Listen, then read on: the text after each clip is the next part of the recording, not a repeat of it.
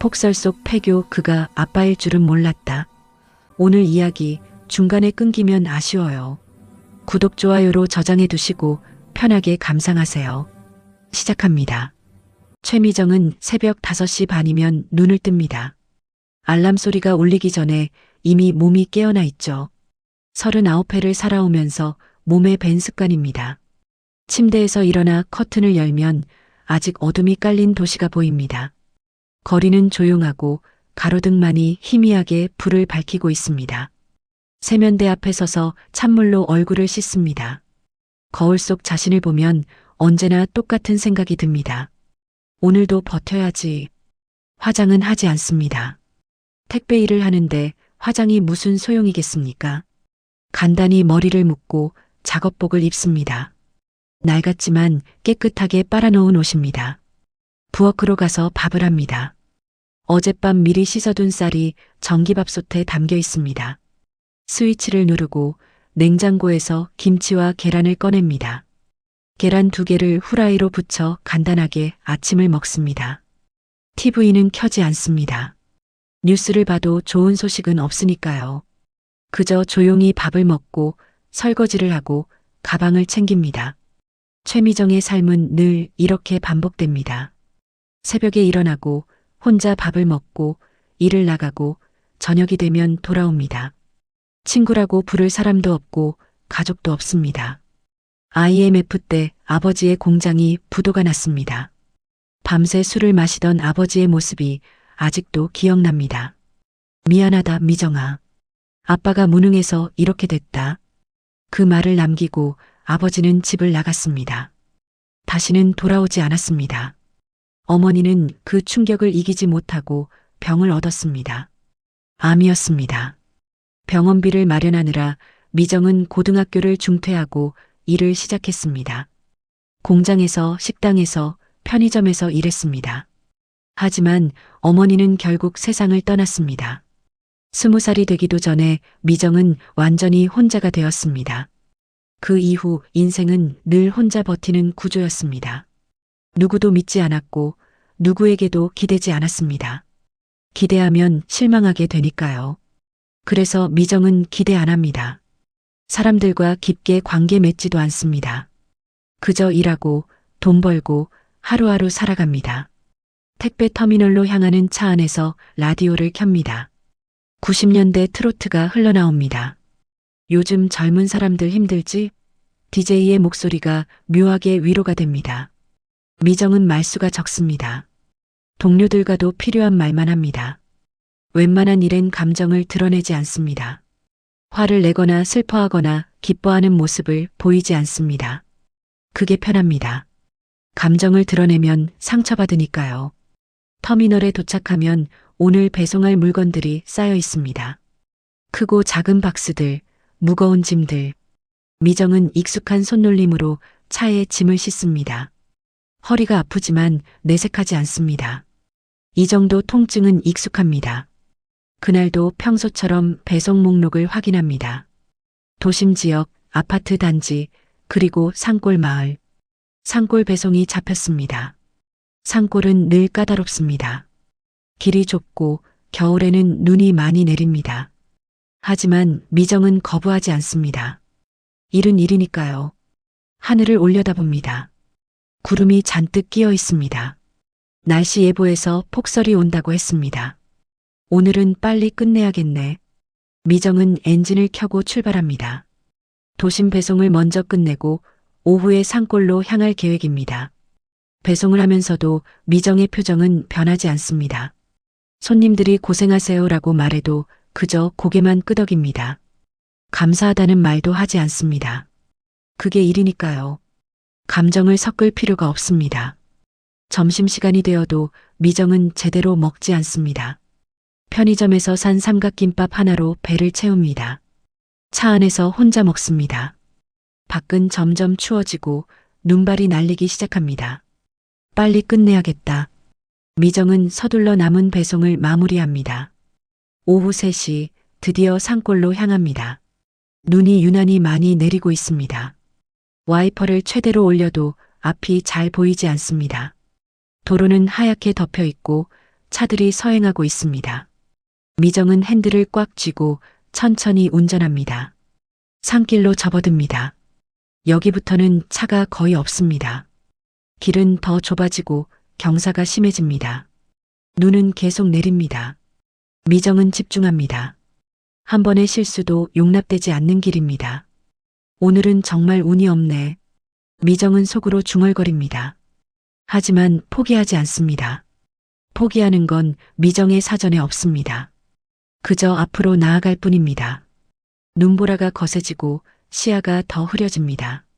하지만 미정은 멈추지 않습니다. 그렇게 최미정의 하루는 계속됩니다. 멈추지 않는 살, 기대하지 않는 인생, 혼자 버티는 구조. 그게 미정이 선택한 방식입니다. 아니, 선택할 수밖에 없었던 방식입니다. 산길 중턱에 이르렀을 때였습니다. 미정의 차가 갑자기 미끄러졌습니다. 핸들을 꺾었지만 차는 통제되지 않았습니다.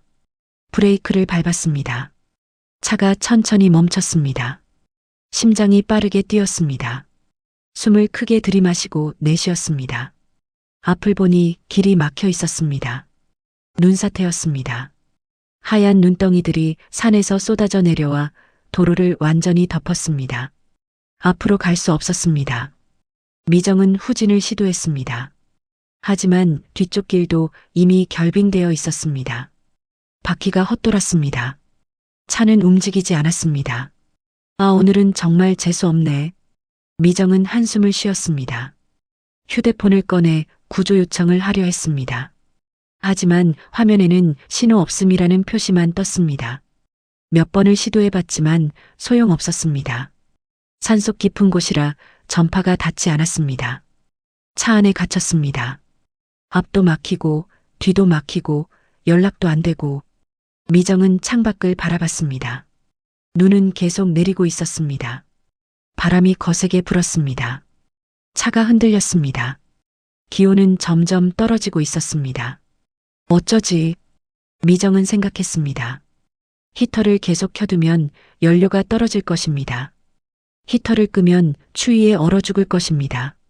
어느 쪽이든 좋은 선택이 아니었습니다. 미정은 히터를 약하게 틀어놓고 차 안에 있던 담요를 몸에 둘렀습니다. 시간이 흘렀습니다. 해가 점점 기울었습니다. 산속은 더 어두워졌습니다. 미정은 가만히 앉아 있었습니다. 불안하지 않았습니다. 두렵지도 않았습니다.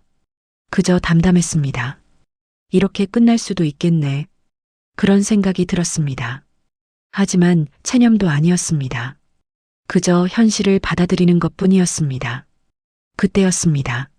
언덕 아래쪽에서 희미한 불빛이 깜빡였습니다. 미정은 눈을 크게 떴습니다. 다시 봤습니다. 분명 불빛이었습니다.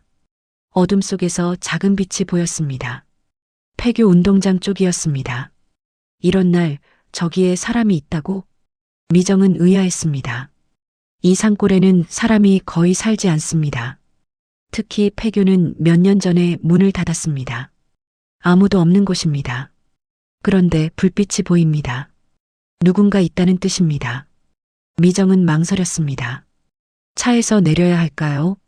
폭설 속으로 나가야 할까요? 위험합니다.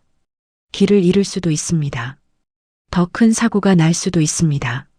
하지만 여기 그대로 있어도 위험합니다. 연료는 한정되어 있고 구조가 언제 올지 모릅니다. 남일에 신경 쓰지 말자고 수십 번 다짐했는데 미정은 스스로에게 말했습니다. 남을 돕는 건 미정의 방식이 아닙니다. 자신을 지키는 것만으로도 벅찹니다. 남을 걱정할 여유가 없습니다. 그게 미정이 살아온 방식입니다. 하지만 불빛은 계속 보였습니다. 깜빡이고 있었습니다.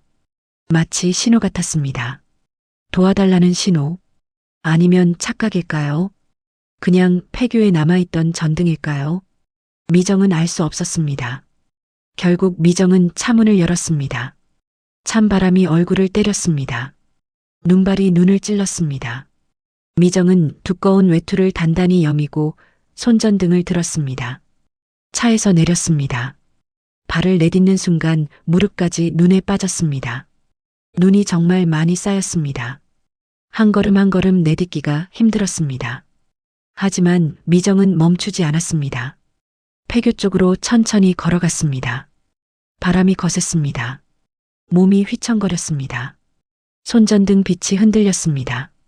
앞이 잘 보이지 않았습니다. 하지만 불빛은 여전히 보였습니다. 그 빛을 따라 걸었습니다. 폐교 운동장에 도착했습니다. 낡은 철문이 반쯤 열려 있었습니다. 미정은 철문을 밀고 안으로 들어갔습니다. 운동장은 눈으로 덮여 있었습니다. 건물은 을씨년스러웠습니다. 페인트가 벗겨지고 유리창이 깨져 있었습니다. 불빛은 교실 안에서 나오고 있었습니다. 미정은 조심스럽게 건물로 다가갔습니다. 계단을 올라갔습니다. 복도를 걸었습니다. 발소리가 울렸습니다. 교실 문이 열려 있었습니다. 손전등을 비췄습니다. 교실 안은 냉기와 적막뿐이었습니다. 책상도 없고 의자도 없었습니다. 바닥만 남아 있었습니다. 그리고 그 바닥에 누군가 쓰러져 있었습니다. 누구세요? 미정은 조심스럽게 물었습니다. 대답이 없었습니다. 가까이 다가갔습니다. 손전등을 비췄습니다. 노인이었습니다. 70대쯤 되어 보이는 남자였습니다. 고급스러운 코트를 입고 있었습니다. 구두는 반짝거렸습니다. 이 상골과 어울리지 않는 모습이었습니다. 도와주시오. 노인이 힘없이 말했습니다. 목소리가 떨렸습니다. 얼굴은 창백했습니다. 식은땀이 흐르고 있었습니다. 미정은 노인의 상태를 확인했습니다. 다리를 다친 것 같았습니다. 움직이지 못하고 있었습니다. 병원에 가셔야 할 것 같은데요. 미정이 말했습니다. 하지만 노인은 고개를 저었습니다. 신고는 하지 말아주시오. 왜요? 지금 상태가 안 좋으신데. 부탁이요. 그냥 여기서 좀 쉬면 괜찮을 것 같소. 미정은 이해할 수 없었습니다. 왜 병원을 거부할까요? 왜 신고를 하지 말라고 할까요? 뭔가 숨기는 게 있는 것 같았습니다. 평범한 상황이 아니었습니다. 왜 숨기지? 이 사람 평범하지 않아. 미정은 본능적으로 느꼈습니다. 이 일이 커질 것 같았습니다. 단순한 구조가 아닐 것 같았습니다. 뭔가 복잡한 일에 휘말린 것 같았습니다.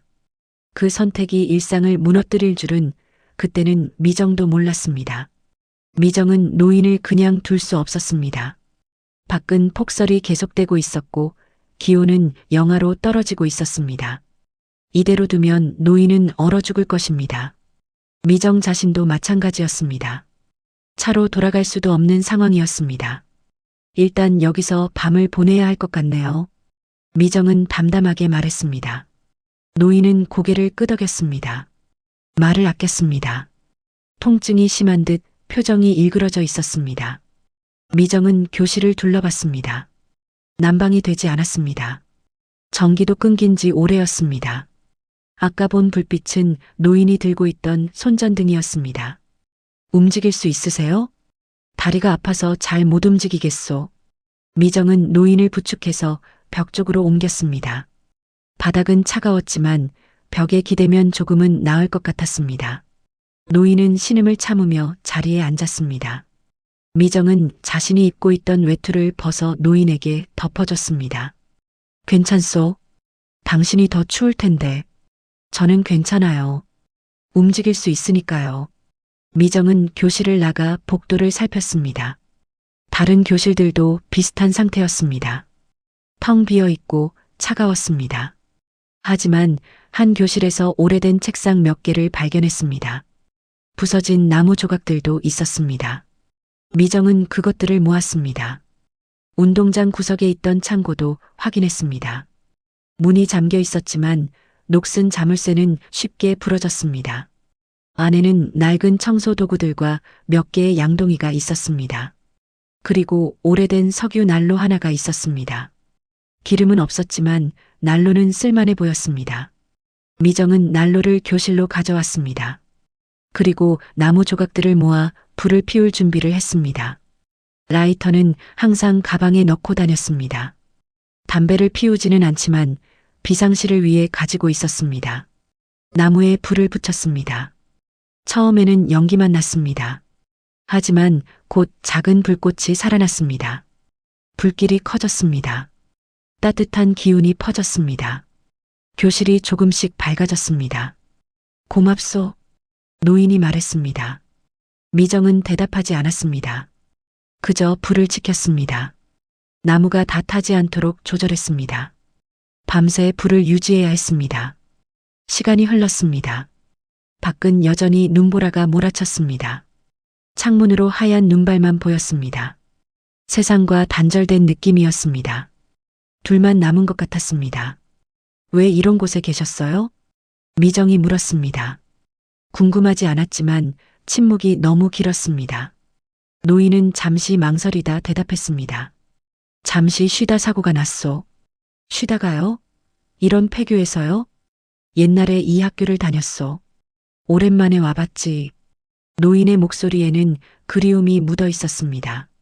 미정은 더 묻지 않았습니다. 사람마다 사연이 있다는 걸 압니다. 굳이 캐물을 필요는 없었습니다. 당신은 왜 이런 곳까지 왔소? 노인이 물었습니다. 미정은 간단히 대답했습니다. 택배 배송이요. 이 근처 마을까지 물건을 배달하러 왔다가 눈에 갇혔어요. 힘든 일이겠소. 익숙해요. 미정의 말투는 담담했습니다. 감정이 없었습니다. 노인은 미정을 가만히 바라봤습니다. 젊은 여자였지만 눈빛이 오래된 사람 같았습니다. 지친 사람의 눈빛이었습니다. 가족은 있소? 없어요. 혼자 사는 게 힘들지 않소? 익숙해요. 같은 대답이었습니다. 노인은 더 묻지 않았습니다. 미정도 노인에게 묻지 않았습니다. 둘은 다시 침묵했습니다. 불타는 소리만 들렸습니다. 밤이 깊어졌습니다. 노인의 얼굴이 점점 창백해졌습니다. 식은땀이 더 많이 흘렀습니다. 숨소리가 거칠어졌습니다.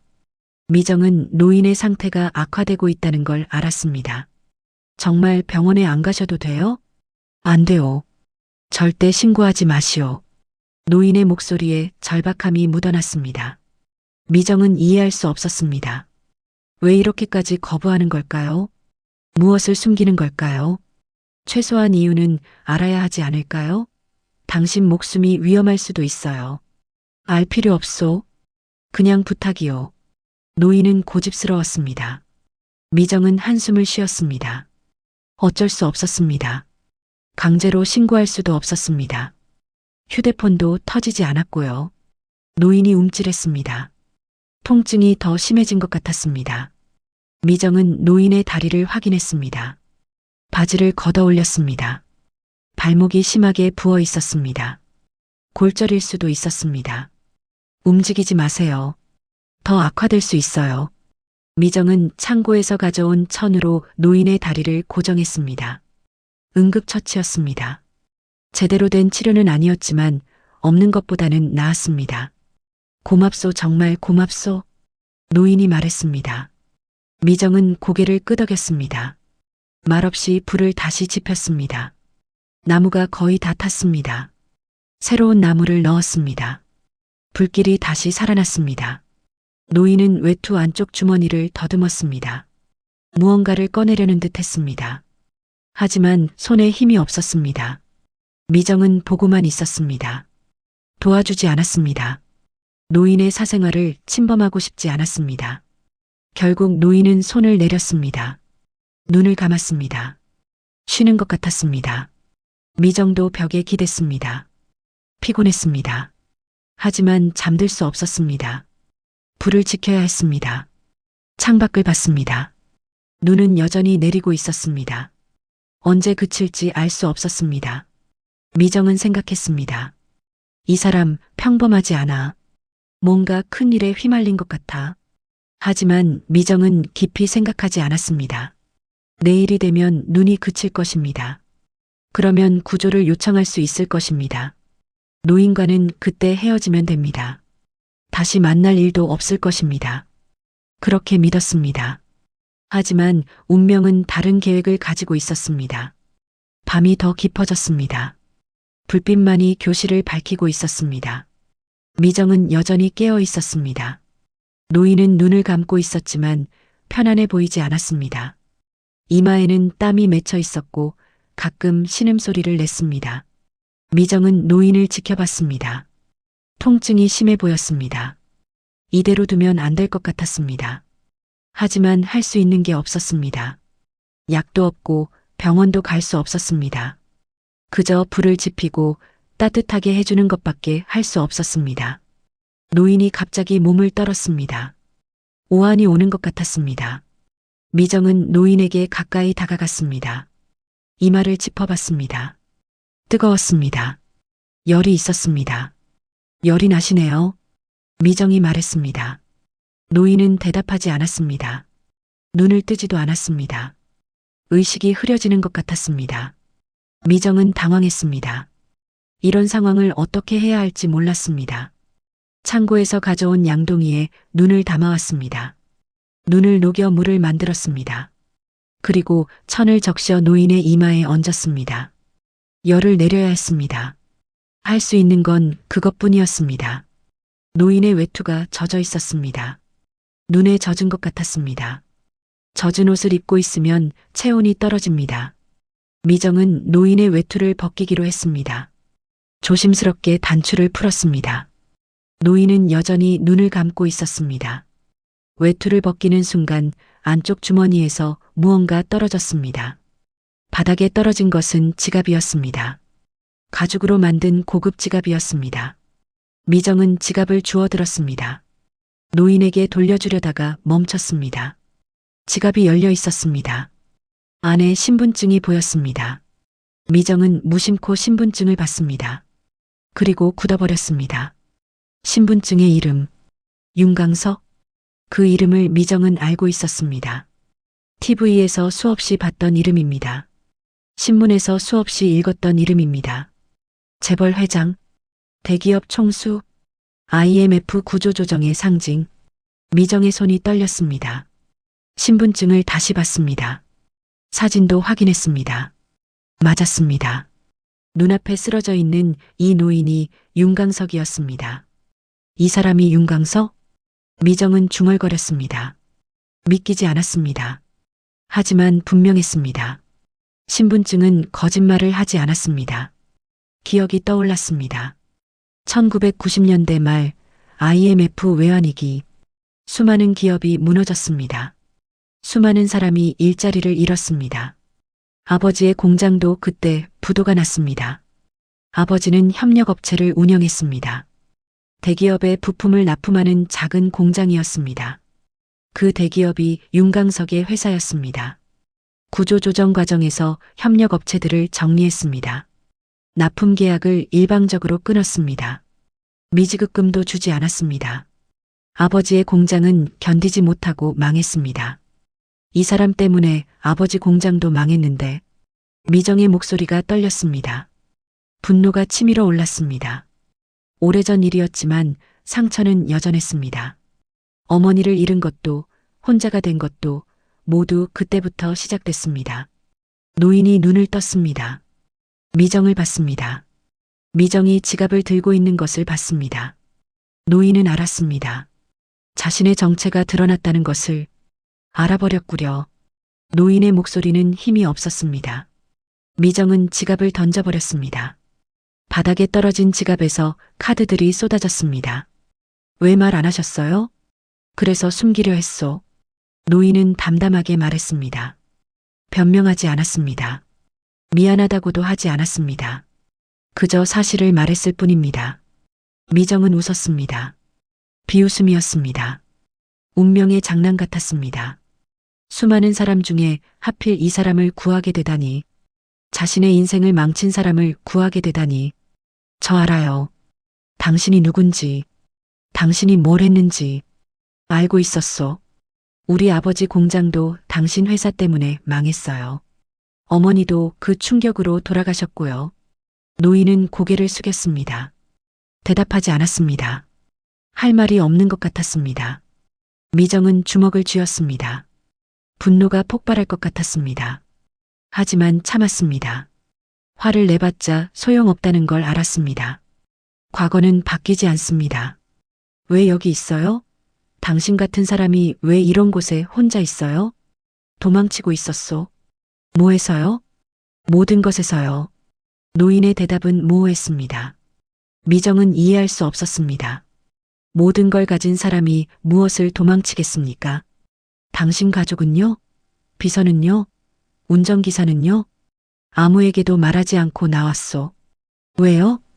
혼자 있고 싶었소. 미정은 한숨을 쉬었습니다. 이해할 수 없는 사람이었습니다.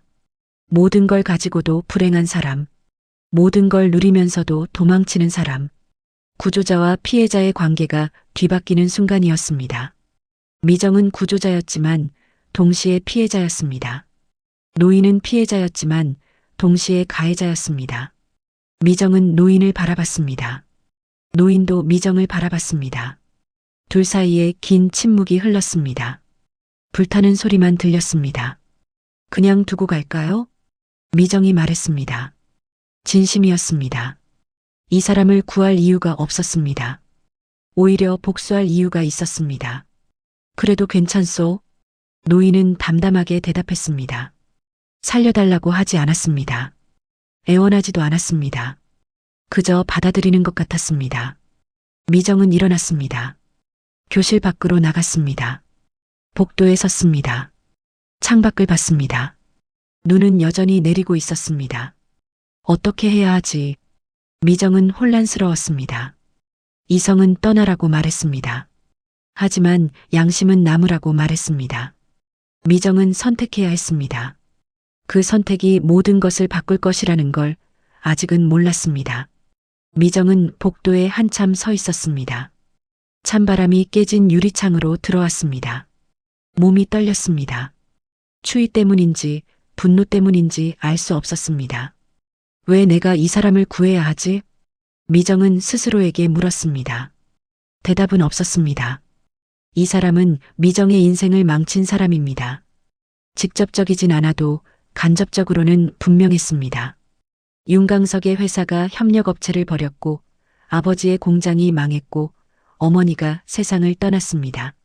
하지만 미정은 알고 있었습니다. 세상은 그렇게 단순하지 않다는 것을.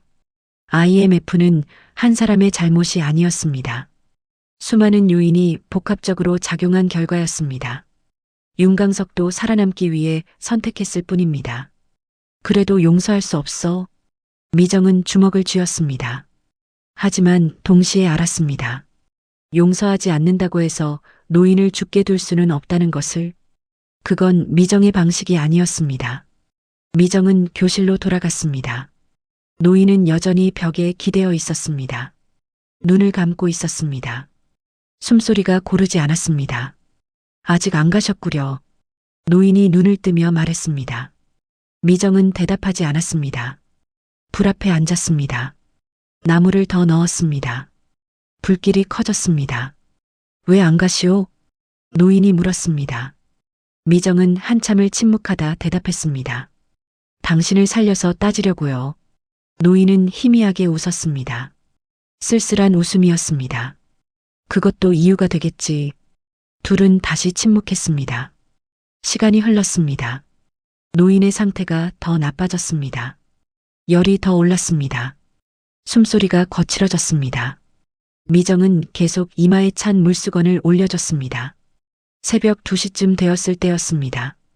노인의 호흡이 급격히 불안해졌습니다. 가쁘게 숨을 쉬었습니다. 얼굴이 더 창백해졌습니다. 미정은 당황했습니다. 괜찮으세요? 노인은 대답하지 못했습니다. 그저 힘겹게 숨만 쉬었습니다.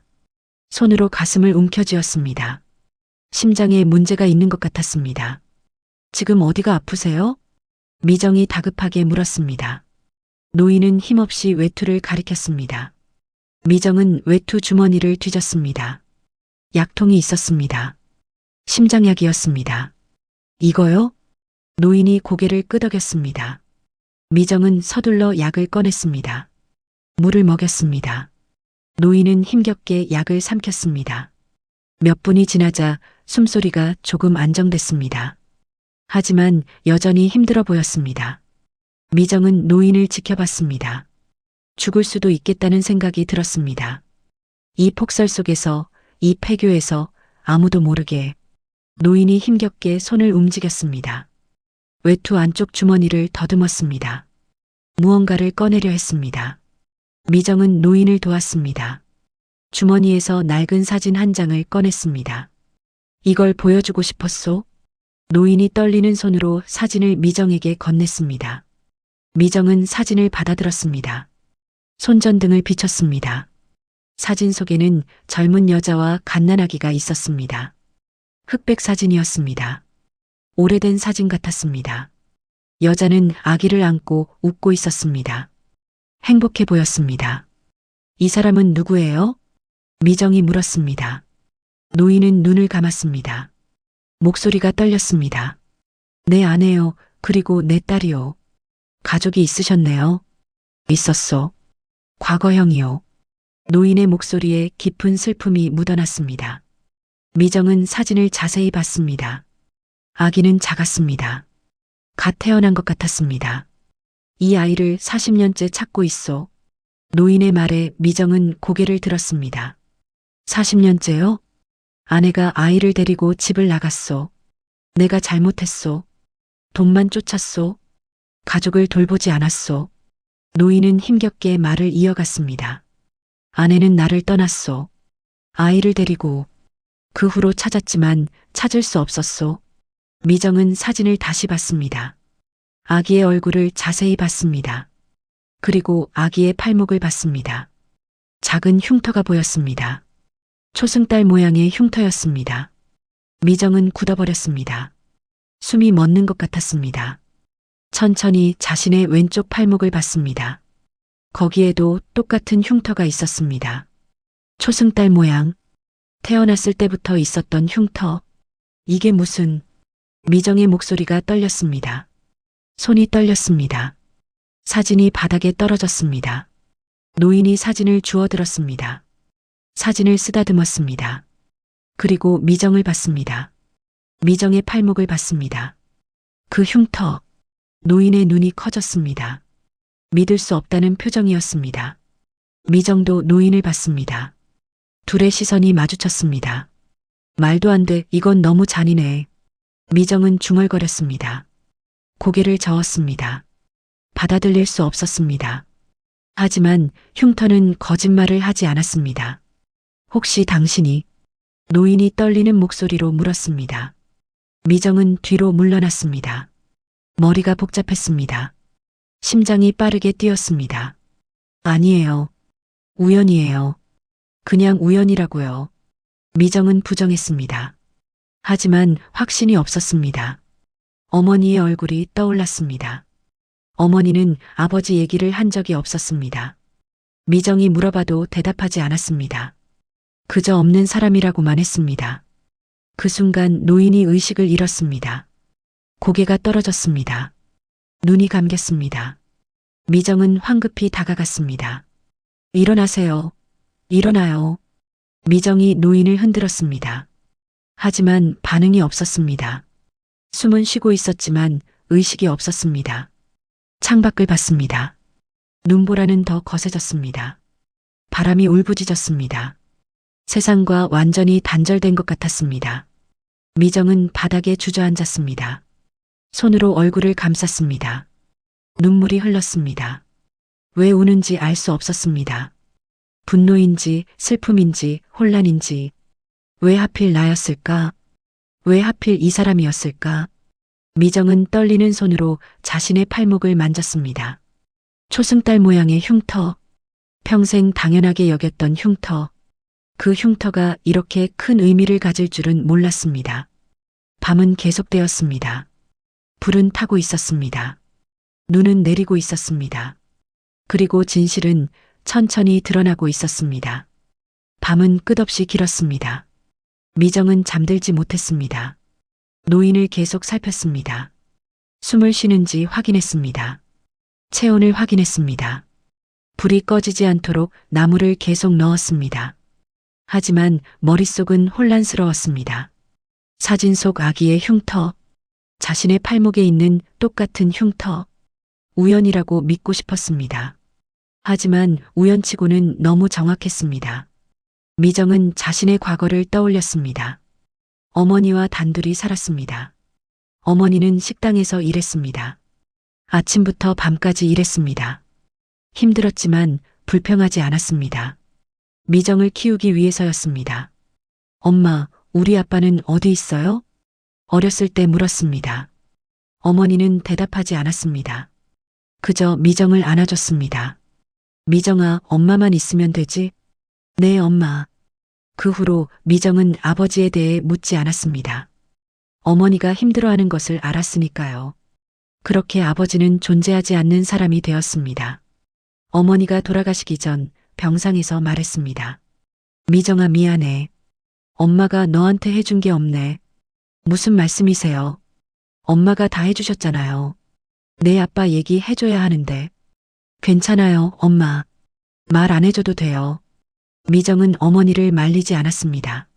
하지만 어머니는 더 이상 말하지 못했습니다. 의식이 흐려졌습니다. 그리고 며칠 후 세상을 떠났습니다. 아버지에 대한 진실은 영원히 묻혔습니다. 미정은 그렇게 생각했습니다. 하지만 지금 이 폐교에서, 이 노인 앞에서 진실이 드러나고 있었습니다. 정말 이 사람이 내 아버지일까? 미정은 노인을 바라봤습니다. 윤강석, 재벌 회장, 자신과는 전혀 다른 세계의 사람. 하지만 흉터는 거짓말을 하지 않았습니다. 분노가 다시 치밀었습니다. 만약 정말 이 사람이 아버지라면 왜 찾지 않았을까요? 40년을 찾았다고 했지만 정말 그랬을까요? 진심으로 찾았다면 찾을 수 있지 않았을까요? 아니면 찾고 싶지 않았던 걸까? 가난한 딸이 부담스러웠던 걸까? 미정은 고개를 저었습니다. 지금은 그런 걸 생각할 때가 아니었습니다. 노인은 위독했습니다. 살릴 방법을 찾아야 했습니다. 동이 트기 시작했습니다. 창밖이 조금씩 밝아졌습니다. 눈은 여전히 내리고 있었지만 어제보다는 약해진 것 같았습니다. 미정은 창밖을 봤습니다. 하얀 세상이었습니다. 모든 것이 눈으로 덮여 있었습니다. 휴대폰을 꺼냈습니다. 여전히 신호가 없었습니다. 미정은 한숨을 쉬었습니다. 언제쯤 구조가 올까요? 오늘 안에 올 수 있을까요? 노인이 신음소리를 냈습니다. 미정은 다가갔습니다. 노인이 눈을 떴습니다. 흐릿한 눈빛이었습니다. 깨어나셨네요. 미정이 말했습니다. 노인은 미정을 봤습니다. 그리고 희미하게 웃었습니다. 아직 살아있구려. 당연하죠. 제가 지켰으니까요. 노인은 미정을 바라봤습니다. 오랫동안 바라봤습니다. 그리고 입을 열었습니다. 당신이 정말 내 딸일까요? 미정은 대답하지 않았습니다. 모른다고 해야 할지 아니라고 해야 할지 자신도 확신할 수 없었습니다. 모르겠어요. 저도 모르겠어요. 그 흉터는 태어났을 때부터 있었소? 네. 어머니가 그렇게 말했어요. 노인은 눈을 감았습니다. 눈물이 흘렀습니다. 늙은 남자의 눈물이었습니다. 미안하오, 정말 미안하오. 왜요? 확실하지도 않잖아요. 하지만 그 흉터는 노인은 말을 잇지 못했습니다. 울었습니다. 소리 없이 울었습니다. 미정은 그 모습을 봤습니다.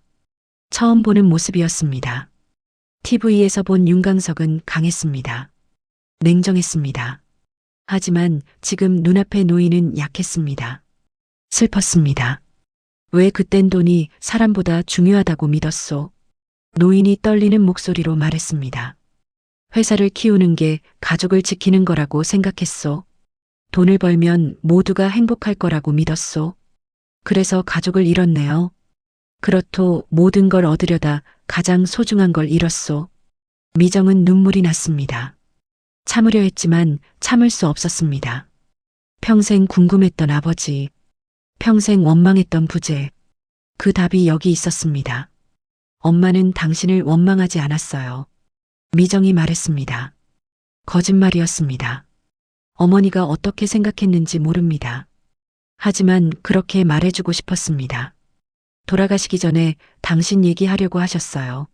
하지만 저한테 미안하다고만 하셨어요. 노인은 더 세게 울었습니다. 몸을 떨었습니다. 나는 용서받을 자격이 없소. 맞아요. 없어요. 미정은 차갑게 말했습니다. 하지만 동시에 노인의 손을 잡았습니다. 차가운 손이었습니다.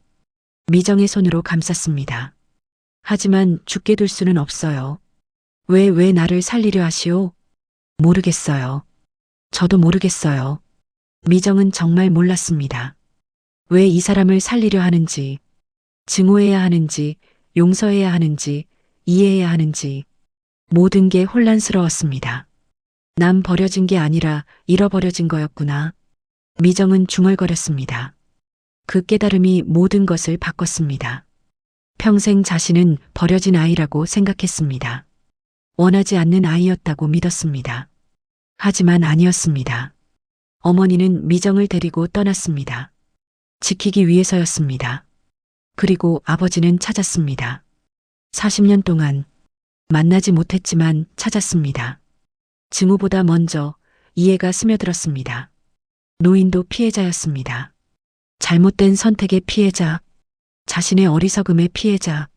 살아남으세요. 미정이 말했습니다. 왜요? 따져야 하니까요. 살아서 따져야죠. 왜 그랬는지, 어떻게 살았는지 다 들어야 해요. 노인은 고개를 끄덕였습니다. 알겠소, 살아보겠소. 창밖에 눈이 조금씩 약해지고 있었습니다. 멀리서 헬리콥터 소리가 들렸습니다. 구조대가 오고 있었습니다. 미정은 노인의 손을 놓지 않았습니다. 따뜻하게 감싸주었습니다. 그것이 용서는 아니었습니다. 하지만 시작이었습니다. 헬리콥터 소리가 점점 가까워졌습니다. 미정은 노인을 안심시켰습니다. 곧 구조대가 올 거예요. 조금만 버티세요. 노인은 고개를 끄덕였습니다. 하지만 얼굴은 더 창백해졌습니다. 입술이 파래졌습니다. 숨소리가 약해졌습니다. 시간이 얼마 남지 않은 것 같았습니다. 미정은 창밖으로 나가 손을 흔들었습니다. 헬리콥터가 폐교 운동장 위를 맴돌았습니다. 눈보라 때문에 착륙하기 어려워 보였습니다. 하지만 구조대원들이 줄을 타고 내려왔습니다. 여기요. 여기 사람 있어요. 미정이 소리쳤습니다. 구조대원 2명이 달려왔습니다. 주황색 구조복을 입고 있었습니다. 다친 사람이 있습니까? 네, 안에 노인 한 분이 계세요. 상태가 안 좋아요. 구조대원들이 교실로 들어갔습니다. 노인을 확인했습니다. 바로 응급처치를 시작했습니다. 산소 마스크를 씌웠습니다. 혈압을 쟀습니다. 심박이 불안정합니다. 빨리 병원으로 이송해야 합니다. 구조대원이 무전기로 보고했습니다. 들것을 가져왔습니다. 조심스럽게 노인을 들것에 옮겼습니다. 노인이 미정을 봤습니다. 손을 뻗었습니다. 미정은 그 손을 잡았습니다. 같이 가주시겠소? 노인의 목소리는 간신히 들릴 정도로 작았습니다. 미정은 망설였습니다. 구조대원이 물었습니다. 보호자십니까? 미정은 대답하지 못했습니다. 보호자라고 해야 할까요? 아니라고 해야 할까요? 확실하지 않았습니다. 하지만 노인의 눈빛을 봤습니다. 간절했습니다. 외로웠습니다. 내 보호자예요. 미정은 그렇게 대답했습니다. 구조대원이 고개를 끄덕였습니다. 그럼 함께 가시죠. 들것이 운반되었습니다. 미정도 따라갔습니다. 헬리콥터까지 함께 걸었습니다. 바람이 거셌습니다. 눈이 얼굴을 때렸습니다. 하지만 미정은 노인의 손을 놓지 않았습니다. 헬리콥터에 탑승했습니다. 엔진 소리가 귀를 찢었습니다. 구조대원이 안전벨트를 채워줬습니다. 헬리콥터가 천천히 떠올랐습니다. 창밖으로 폐교가 보였습니다. 작아지고 있었습니다. 눈 덮인 산, 하얀 세상. 그곳에서 모든 것이 시작되었습니다. 진실이 드러났습니다. 병원까지는 30분 정도 걸렸습니다. 그 시간 동안 노인은 계속 미정의 손을 잡고 있었습니다. 놓지 않았습니다. 미정도 놓지 않았습니다. 노인이 입을 열었습니다. 산소 마스크 너머로 희미한 목소리가 들렸습니다. 미안하다 딸아. 그 말을 듣는 순간 미정의 눈에서 눈물이 흘렀습니다. 딸아라는 말. 평생 듣고 싶었던 말, 아버지에게 듣고 싶었던 말. 미정은 울었습니다. 소리 없이 울었습니다. 구조대원들은 모른 척했습니다. 헬리콥터 엔진 소리에 묻혀 아무도 듣지 못했습니다. 저도 미안해요. 미정은 속삭였습니다. 무엇이 미안한지 몰랐습니다. 하지만 미안했습니다. 서로에게 잃어버린 시간에, 만나지 못한 세월에. 병원에 도착했습니다. 응급실 의료진이 대기하고 있었습니다. 들것이 급히 이동했습니다. 미정은 뒤따라갔습니다. 보호자분은 여기서 기다려주세요. 간호사가 말했습니다. 응급실 문이 닫혔습니다. 미정은 문 앞에 서 있었습니다. 멍하니 서 있었습니다. 복도는 조용했습니다. 소독약 냄새가 났습니다. 형광등 불빛이 눈부셨습니다. 미정은 의자에 앉았습니다. 기다렸습니다. 1시간이 지났습니다. 2시간이 지났습니다. 응급실 문은 열리지 않았습니다. 미정은 계속 기다렸습니다. 창밖을 봤습니다. 도시가 보였습니다. 눈이 그쳤습니다. 하늘이 맑아지고 있었습니다. 햇살이 비쳤습니다. 눈 덮인 거리가 반짝였습니다. 휴대폰이 울렸습니다. 신호가 잡혔습니다. 수십 개의 부재중 전화가 있었습니다. 택배회사에서 온 전화들이었습니다. 미정은 전화를 걸었습니다. 네, 최미정입니다. 죄송합니다. 산에 갇혀서. 상황을 설명했습니다. 회사는 이해했습니다. 무사한 게 다행이라고 했습니다. 전화를 끊었습니다. 다시 기다렸습니다. 시간이 천천히 흘렀습니다. 응급실 문이 열렸습니다. 의사가 나왔습니다. 미정은 벌떡 일어났습니다. 환자분 보호자시죠? 네, 맞아요. 다행히 생명에는 지장 없습니다.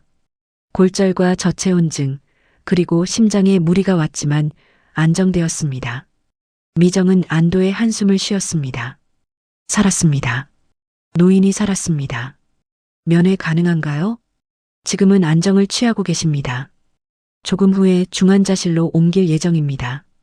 미정은 고개를 끄덕였습니다. 의사가 돌아갔습니다. 미정은 다시 의자에 앉았습니다. 잠시 후 간호사가 왔습니다. 환자분이 깨어나셨는데 보호자분을 찾으세요. 미정은 간호사를 따라갔습니다. 응급실 침대에 노인이 누워 있었습니다. 산소 마스크는 벗겨져 있었습니다. 링거를 막고 있었습니다. 오셨구려. 노인이 희미하게 웃었습니다. 미정은 침대 옆에 섰습니다. 살아남으셨네요. 당신 덕분이요. 미정은 잠시 침묵하다 말했습니다. 살아남으세요. 그래야 따질 수 있잖아요. 노인은 미정을 바라봤습니다. 오랫동안 바라봤습니다. 그리고 천천히 말했습니다. 딸아, 정말 미안하다. 그 말은 나중에 하세요. 완전히 회복하고 나서요. 미정의 목소리는 여전히 차가웠습니다. 하지만 손은 따뜻했습니다. 노인의 손을 잡았습니다. 기다리겠습니다. 얼마든지 기다리겠소. 노인이 말했습니다. 미정은 고개를 끄덕였습니다.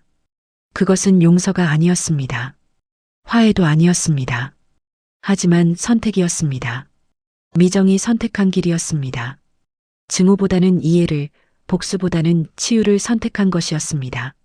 창밖에 눈이 녹기 시작했습니다. 얼음이 물이 되었습니다. 겨울은 지나가고 있었습니다. 봄이 오고 있었습니다.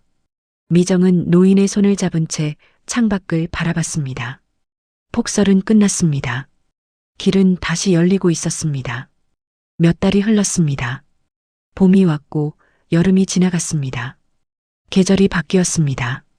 세상도 조금씩 변했습니다. 윤강석은 병원에서 2달을 보냈습니다. 골절된 다리가 회복되었습니다. 심장도 안정을 찾았습니다. 퇴원 후에는 요양원에 머물렀습니다. 조용한 곳이었습니다. 도시에서 떨어진 곳이었습니다. 회사 일은 전문 경영인에게 맡겼습니다.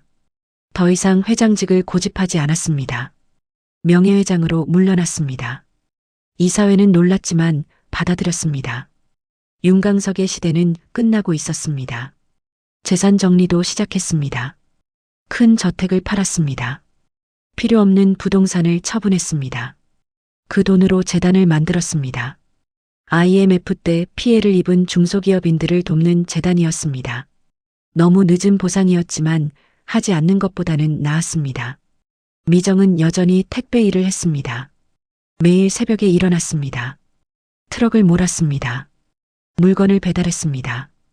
일상은 크게 변하지 않았습니다. 하지만 작은 변화들이 있었습니다. 예전보다 웃는 횟수가 늘었습니다. 동료들과 대화도 조금 더 했습니다. 마음의 무게가 조금 가벼워진 것 같았습니다. 월요일 오후였습니다. 배송을 마친 미정은 요양원으로 향했습니다. 한 달에 두세 번 정도 찾아갔습니다. 처음에는 한 달에 한 번이었습니다. 점점 자주 가게 되었습니다. 요양원 정원에 윤강석이 앉아 있었습니다. 벤치에 혼자 앉아 책을 읽고 있었습니다. 예전보다 훨씬 여유였습니다. 머리는 하얗게 셌습니다. 하지만 표정은 평온해 보였습니다. 왔구나. 윤강석이 미정을 보고 말했습니다. 예전에는 왔구려라고 했습니다. 지금은 반말을 했습니다. 미정이 허락했습니다. 딸에게 존댓말하는 게 어색하다고 했을 때 미정은 그냥 고개를 끄덕였습니다. 일 끝나고 왔어요. 미정은 윤강석 옆에 앉았습니다. 벤치는 따뜻했습니다. 햇살이 좋았습니다. 정원에는 꽃이 피어 있었습니다. 오늘은 일찍 왔네. 배송이 일찍 끝났어요. 힘들지 않니? 익숙해요. 똑같은 대답이었습니다. 윤강석은 웃었습니다. 딸의 버릇을 알게 되었습니다. 익숙해요는 힘들지만 괜찮아요라는 뜻이었습니다. 회사에서 자리 하나 만들어줄까? 편한 일로. 아니에요. 미정은 단호하게 말했습니다. 윤강석은 이미 예상한 대답이었습니다. 지난 몇 달 동안 여러 번 물었지만 미정은 항상 거절했습니다. 돈이 필요하면 언제든. 필요 없어요. 제가 버는 걸로 충분해요. 윤강석은 더 이상 말하지 않았습니다. 딸의 자존심을 압니다. 스스로 사는 걸 중요하게 여깁니다. 그것도 자신을 닮았구나 싶었습니다. 둘은 잠시 침묵했습니다. 편안한 침묵이었습니다. 예전처럼 어색하지 않았습니다. 시간이 많은 것을 바꿨습니다. 요즘은 뭐하고 지내세요? 미정이 물었습니다. 윤강석은 책을 들어보였습니다. 책 읽고 산책하고 생각하고 지낸다. 뭘 생각하는데요? 과거를, 잘못했던 것들을, 그리고 앞으로 어떻게 살아야 할지를. 윤강석은 하늘을 올려다봤습니다. 구름이 천천히 흘러갔습니다. 평생 앞만 보고 달렸다. 성공만 생각했지. 그런데 뒤돌아보니 아무것도 없더구나. 후회돼요? 많이. 하지만 후회한다고 바뀌는 건 없지. 미정은 고개를 끄덕였습니다.